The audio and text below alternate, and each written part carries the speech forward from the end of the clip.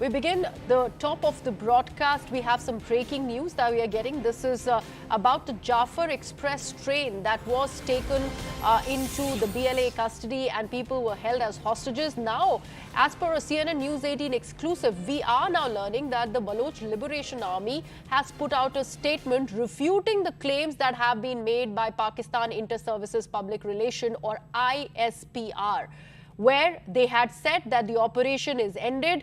They in fact had put out a statement claiming that all the terrorists, quote unquote, have been sent to hell. Now, these claims have been refuted completely by the BLA of ending that operation at Bolan of Balochistan, and they claim it is a lie and the battle continues. Pakistan Army has not yet publicly shared the names and photographs of 100+ Pakistani soldiers who have been killed. No names or photos of 33 Baloch fighters also that have been released, and all of these claims have been made by the Baloch Liberation Army. They also go on to say that Pakistan Army's tradition is of hiding casualty numbers of the soldiers, and that is continuing. International media needs to investigate instead of blindly following what the ISPR says. My colleague Akanksha is with us on the broadcast. Akanksha, another statement by the BLA. How does one read this? Griha, important to refer to what the ISPR had to say yesterday when, remember, we at CNN News 18 broke that news story that the entire operation of the siege of the Jafara Express had been brought to an end. So the ISPR claimed that time that 21 passengers had been killed, 4 soldiers and 33 Baloch activists who they refer to as terrorists had been gunned down.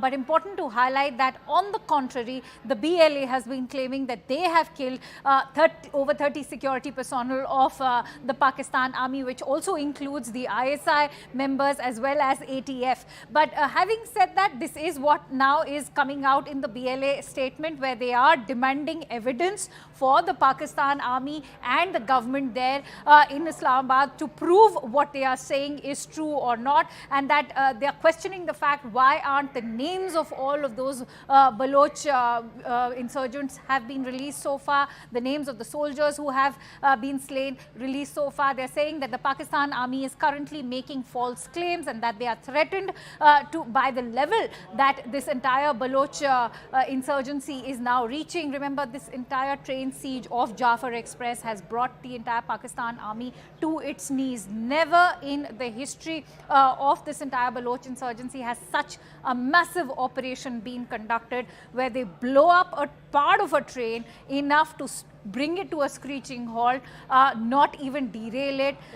It's also a massive intel failure, given that they had information that so many of the Pak Army personnel were traveling, they were on leave. There has to be a mole within the Pakistan Army who could have possibly conveyed this kind of information. Look at the number of squads that have been involved in the BLA, whether it is their tactical squad or the Majid fighters, who are, as we all know, suicide bombers. So this has been an entire BLA operation.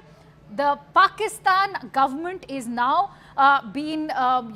it's being confronted with a question in terms of whether or not they need to change their entire trajectory and their entire approach in the way they look at the Baloch insurgency and the issue of Baloch insurgency, because a lot is at stake here, including neighboring countries which are also providing safe havens to Baloch activists, whether it is Afghanistan, the Afghan Taliban, or even Iran. Not to forget the kind of losses that China itself has seen of all those Chinese who were involved with the CPEC and were in fact killed in 2022 itself. So there are going to be geopolitical ramifications to this. Do expect international pressure also on the government of Pakistan.